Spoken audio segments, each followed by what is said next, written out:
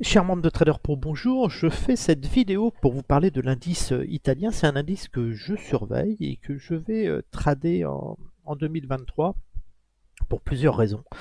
Et je partage avec vous ma stratégie, ce que je vais faire sur cet indice, qui pour moi arrive à des niveaux très attractifs pour moi. Et je vais vous montrer comment je mets en place une stratégie. Vous savez, je suis un chasseur de crack aussi, hein. J'achète aussi sur des plus bas, des plus hauts, mais voilà, j'aime bien déterminer des points hauts sur les indices et j'utilise une méthode qui est simple, mais qui m'a jamais trompé en fin de compte, comme on peut le voir sur le Nasdaq, quand je vous avais indiqué de shorter le Nasdaq en 2021, quasiment à quelques points près, une cinquantaine ou 100 points près du plus haut historique. C'est un peu la même méthode que j'utilise sur l'indice italien. Alors tout d'abord, pourquoi j'ai envie de vendre l'indice italien? Tout simplement parce que si on regarde là, c'est la dette publique au PIB, hein, de la liste des pays du G20, et puis on s'aperçoit que l'Italie, bien sûr, c'est le troisième pays le plus endetté avec 151% du PIB, hein, quasi. On voit le Japon encore plus, mais le Japon c'est un peu différent que l'Italie, puisque l'Italie c'est une dette mutualisée avec l'Europe, hein, et l'Allemagne possède donc une grande partie et garante un petit peu de la dette italienne, alors que le Japon, c'est vraiment la population japonaise qui détient la dette. C'est pourquoi ça a permis de tenir en fin de compte l'économie avec un PIB aussi important. Mais là, il va se passer des choses aussi sur le Japon, tout simplement parce que la population vieillit, et bien sûr, c'est elle qui détient la dette du Japon. L'Italie, c'est complètement différent. On peut voir aussi que la dette de l'Italie par rapport au PIB est largement supérieure à celle des États-Unis. Et puis la France aussi, mauvais élève, hein. La France a une dette qui dépasse les 113% du PIB. Alors quand on regarde en détail la dette de l'Italie, euh, on voit tout de suite que c'est une envolée massive de, de sa dette, et c'est assez inquiétant. Ça monte continuellement depuis 1988. Mais il y a d'autres choses qui m'intéressent aussi.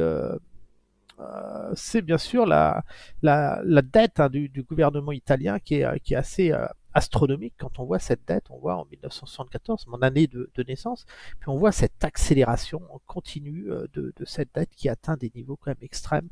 Et donc avec la hausse de l'inflation, la dette coûte de plus en plus cher. Et avec tout ce qui se passe aujourd'hui en Europe et tout, je pense que le gouvernement italien va avoir des grands défis dans les mois à venir. Donc n'oublions pas la Grèce, hein. Souvenez-vous de la dette de la Grèce. Si on prend le pays, euh, la Grèce, qui s'était passé avec cette crise, hein, de la dette où les marchés se sont attaqués à la dette de la Grèce, et la BCE a dû soutenir la Grèce, et puis aussi la Grèce a dû faire d'énormes sacrifices, et ça c'est vraiment inquiétant. Alors la dette du gouvernement en Grèce, alors il y avait des comptes truqués, mais on voit bien cet effondrement qu'on a eu à un moment, et puis cette reprise. Donc je suis inquiet sur l'Italie. C'est vraiment le, le vilain petit canard de l'Europe. Donc, si on regarde un petit peu plus en détail maintenant le graphique de l'indice italien, qu'est-ce qu'on a eu?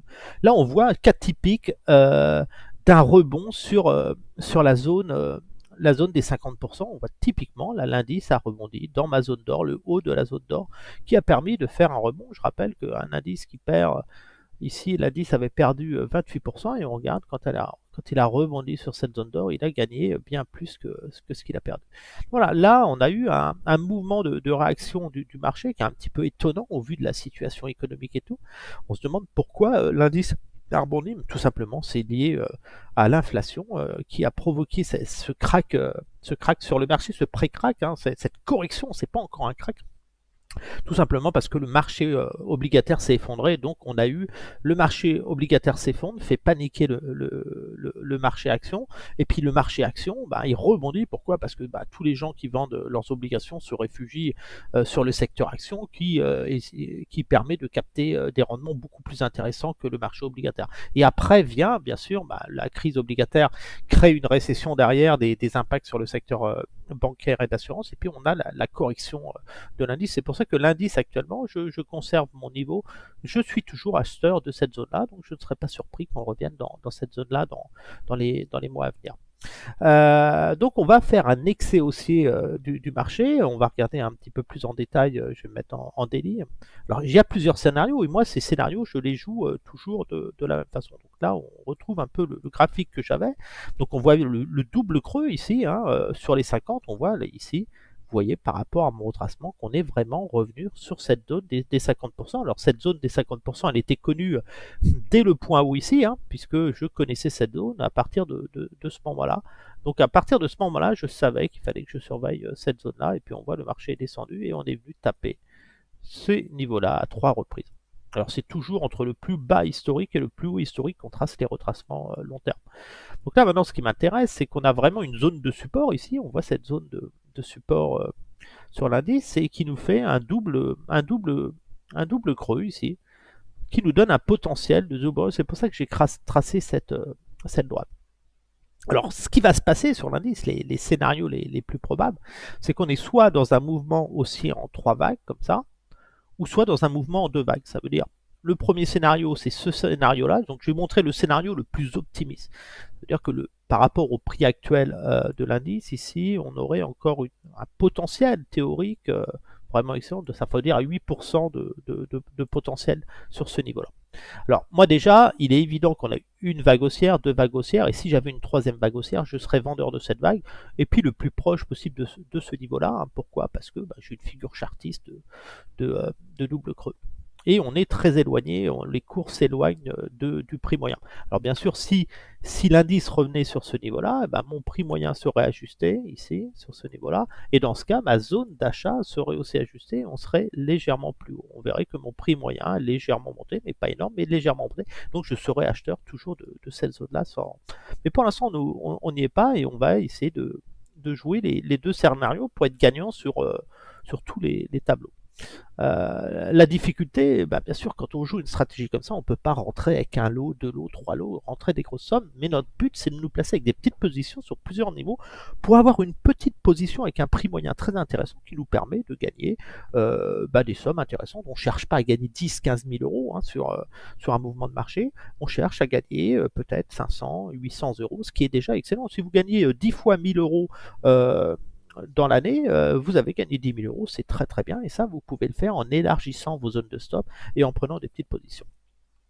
Donc ici on peut constater qu'on a vraiment un plus haut ici qui a été marqué, et puis là on voit que le marché se rapproche de ce plus haut, ce point numéro 3. Excusez-moi. Alors comment jouer ça? Alors déjà moi je vais vendre je suis vendeur techniquement de cette grande zone ici. Cette grande zone, je serai vendeur. Pourquoi? Parce que je serai vendeur à proximité de ce point-là si on a un échec pour jouer ne serait-ce que la correction de la vague 4.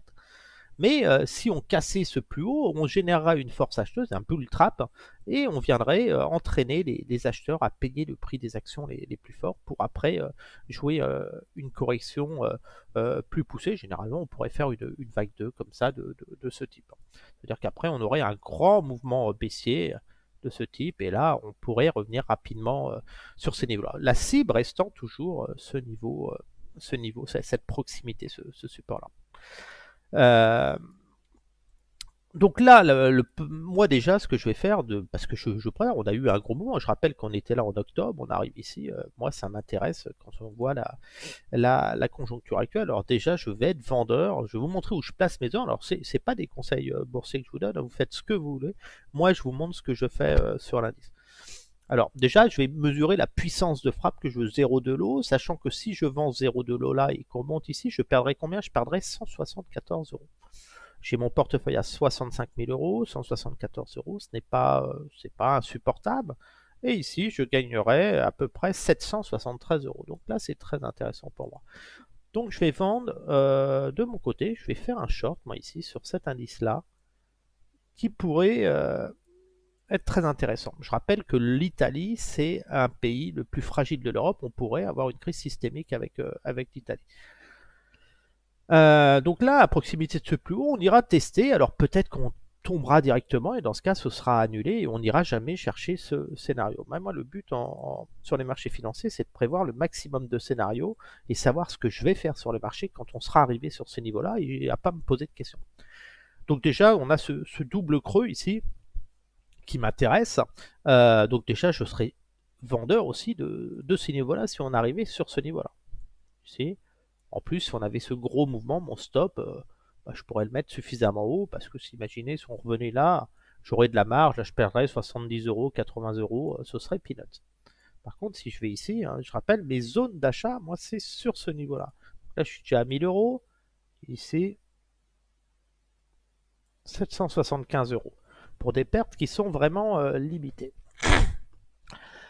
Et après, il va falloir que, voilà, j'ai vendu ces niveaux-là, donc ça m'intéresse, et après, j'ai envie de lisser un petit peu mon prix de revient. Donc, j'ai une zone, on voit vraiment, ben, je vais placer mes 4 ordres ici, dans cette zone-là, parce qu'on ne sait pas si on va pouvoir aller plus haut, et puis si à un moment on échoue, on fait une fausse cassure, je veux être touché, donc généralement, je place, toujours pareil, des grandes zones comme ça, avec des petites positions.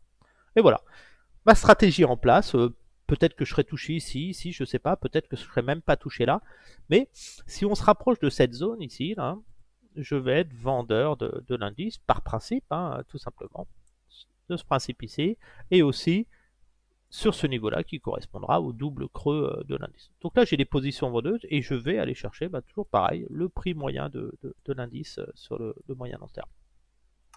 Alors ça, c'est le scénario le plus haussier, le plus optimiste hein, sur le marché. Alors hein, je rappelle que ce point-là est déterminé par le double creux ici et la symétrie. Donc maintenant, on va le supprimer, maintenant que tout le monde l'a vu. On a une droite de tendance ici qui m'intéresse. Alors, est-ce qu'on est en vague 1, 2, 3 ou en vague où on est vraiment dans ce mouvement Je pense qu'on est plus dans ce mouvement-là pour moi.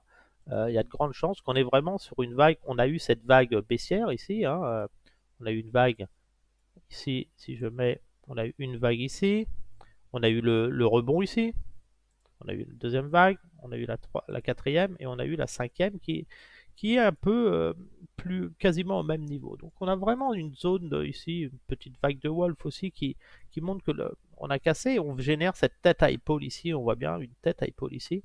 Et donc on pourrait même faire en plus la symétrie, d'ailleurs on va l'utiliser, la symétrie de cette tête à épaule ici, qui nous permet de, si on se met à peu près ici le prix moyen, on n'est pas au point près hein, sur un indice, voilà, ce qui nous donne un autre objectif de hausse. Et cet objectif de hausse, il est ici, cette tête à épaule avec son potentiel. Donc là, il me manque un ordre ici, parce que c'est possible que je ne sois pas touché. Donc là, je vais me repositionner, je vais profiter aussi de cette structure graphique pour placer un ordre ici. Voilà, je vais me placer ici. Donc là, je vais être très très bien, qui correspond au dernier plus haut à peu près. Donc je vais me positionner ici. Si l'indice montait, je serais touché. Donc là, je peux élargir mes ordres. Je vais rester sur une position de 0,08 lots qui sera impeccable. Alors, d'autres personnes pourraient s'amuser à mettre des 1 lot. Hein. Vous pouvez mettre des ordres de 0,01 lot, mais ne mettez jamais un lot. Vous mettez du 0,1 par exemple. Et vous lissez, vous mettez 6 ordres par exemple. On pourrait faire ça. Je vais le faire à la rigueur, ça va être... vous verrez. Tout est possible en trading, le tout c'est de prendre des petites positions. Et là, l'avantage de passer sur du 0,01 lot, c'est qu'on va lisser davantage son prix de revient. Donc je vais avoir la même quantité que j'avais avant, sauf que là, je vais moissonner un peu plus large. Voilà, plus serré, je veux dire. Je vais mailler un peu plus serré, sans prendre plus de risques. Voilà. Le but, c'est d'avoir un prix moyen si le cours montait très très fort, c'est d'avoir un prix moyen. Là, je suis à 4, 5, 6, 7, 8, 0,8 lots. 0,8 lots sur un prix moyen ici. C'est l'avantage de la plateforme que j'utilise, c'est que voilà, vous calculez vite. Là, je suis à 478 euros de perte. Et là, derrière, attention, ça passe à 3327 euros. Donc là, ça commence à être intéressant, sachant que j'ai vraiment avoir ce prix moyen. On pourrait même, si vous voulez limiter le risque, hein, vous pouvez même passer sur du 0,1 lot. Du 0,1 lot, par exemple, ici. Vous passez sur du 0,1 lot et vous limitez encore plus vos risques. Voilà, ici, et on reste toujours voilà, sur ces niveaux. Et là, vous avez quelque chose un petit peu plus... on va retracer la symétrie de la tête à épaule. Elle est même comme ça, cette tête à épaule. Hein. Voilà. Donc on est vraiment, si je prends le milieu, voilà, on est à peu près... On est bien là, voilà, on a une tête à épaule, on a le double creux, donc on est vraiment bien. Donc là, c'est vraiment se positionner, aller se dire, voilà, on se met là. Moi, c'est vraiment la stratégie parce que les arbres ne montent pas jusqu'au ciel. Voilà, là je suis pas mal. Et après, on pourra toujours se renforcer. Alors on note toujours pareil, hein, le signal d'achat 4 heures, MA 4 heures. On va faire un petit peu de ménage. Donc là, si on a une vague en... Si on est vraiment dans ce mouvement en deux vagues ici, voilà, ça veut dire que là, on est en train d'acheter. Et là, après, on va reprendre un mouvement baissier en trois vagues. C'est-à-dire, on va casser ici, là, faire une tête à épaule, certainement, et revenir, PC, revenir tester ce niveau-là. Rebond en deux vagues, et puis la correction derrière, toujours pareil. Et donc, on serait sur un range, en fin de compte, sur l'indice italien. Donc, on va supprimer ça pour y voir plus clair. Donc voilà. Donc techniquement, sur l'indice, vous voyez bien, par rapport au record historique qu'on a eu et tout, je ne suis pas dans une stratégie acheteuse. J'étais vendeur, moi j'ai vendu l'indice, j'ai pris mes gains ici, j'ai racheté en fin de compte mes ventes. Et là, on a le rebond, et donc moi, ça m'intéresse de reshorter l'indice sur des niveaux stratégiques. Alors ici, on avait un signal d'achat qui était intéressant. Souvenez-vous toujours, hein, je rappelle les stratégies. Quand vous avez un signal de short ici en daily, le croisement des MA daily, vous prenez des positions vendeuses toujours sur les pullbacks. C'est-à-dire que quand ça baisse comme ça, vous paniquez pas, vous avez toujours un retour dans les MA. Donc là, vous avez un signal de short qui a été possible ici. Et ici, vous avez toujours le deuxième signal de short. Hein. Là, on voit bien quand vous revenez dans les moyennes, c'est là que vous vous positionnez dans ces enveloppes qui vous permet de jouer des accélérations baissières. Inversement, ici, après un fort mouvement baissier de l'indice, vous avez un signal d'achat ici sur l'indice italien. Et bien sûr, vous vous positionnez toujours dans le pullback ici. Dans cette zone-là, vous vous positionnez, ce qui vous permet Ça veut dire que quand vous aurez un signal de vente, daily prochainement, ben, ça baissera. Il faudra vendre le pullback pour aller chercher des plus bas. Donc, toujours quand vous avez un signal d'achat, c'est ce que font les erreurs, enfin beaucoup de traders font des erreurs, c'est qu'ils rentrent tout de suite sur le signal. On achète toujours sur un pullback, on n'achète jamais sur un croisement de moyennes. Les moyennes croisent, on attend le pullback et on se positionne dessus, et là ça confirme, on limite ses pertes en cas de stop. Les chartistes le font généralement sur des cassures de résistance, on casse la résistance, on attend le retour dessus. Donc c'est plus ça, c'est un peu... ici, ce qui se passera, c'est qu'on cassera la résistance ici, là, si on fait un plus haut, on aura un pic. Moi, j'aurais vendu ces deux-là, on aura le pullback. Donc déjà, je pourrais mettre des stops de protection. Et si on n'a pas ce rebond derrière et qu'on a ce mouvement correctif, ben moi, j'aurais vendu quasiment au plus haut. Donc voilà, donc je déconseille l'achat de l'indice italien dans cette zone-là. Le mouvement haussier des marchés qu'on a eu, qui est incroyable, hein, ce rebond qu'on a eu, m'offre la même opportunité de vendre les indices comme je l'ai fait en 2021. Et ce rebond des marchés n'est pas lié, en fin de compte, à la baisse, à un ralentissement de l'inflation ou à la réduction de la baisse des taux d'intérêt des banques centrales. Les banques centrales vont encore monter les taux d'intérêt parce que l'inflation alimentaire est encore très très forte des services. On n'a pas fini avec l'inflation. Les taux d'intérêt vont encore monter. Aux États-Unis, on va arriver à 5%. Je serais même pas surpris de les voir à 6% dans les mois à venir. Donc le rebond actuel des marchés, ce n'est pas parce que la crise est terminée, on a fini de corriger sur les marchés, c'est uniquement parce que on a eu un crack obligataire. Et ce crack obligataire, bah, les gens ont fui le marché obligataire et puis ils se réfugient sur les actions, ils achètent parce qu'ils n'ont pas d'autre choix. Ils n'ont pas d'autre choix, sinon ils perdent tout. Donc ils achètent des actions, ils savent très bien de toute façon qu'à un moment ça va tomber derrière. Donc voilà, donc moi je vends ces zones-là et puis je suis toujours pareil. Acheteur de ma zone, c'est vraiment dans cette zone-là que je commence à revenir à l'achat sur l'indice italien. Donc voilà pour mes stratégies sur l'indice italien. Donc ça, je laisse ça tranquillement. Mes ordres, ils sont positionnés ici. Et je pense même qu'on ira ici, hein, plus bas. Mais voilà, ma stratégie, moi, elle est en place. Alors, je n'ai pas de stop à la hausse. Je mets plus des stops à la baisse hein, parce qu'on peut avoir un crack boursier.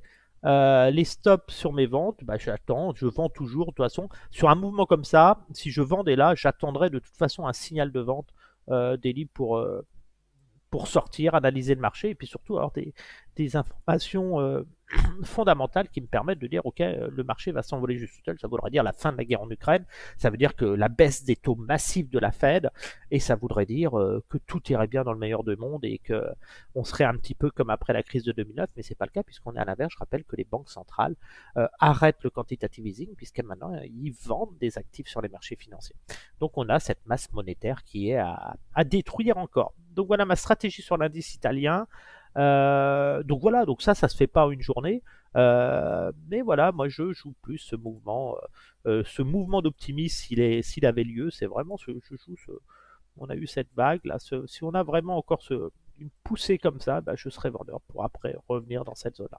Sur ce, je vous souhaite à tous un bon dimanche.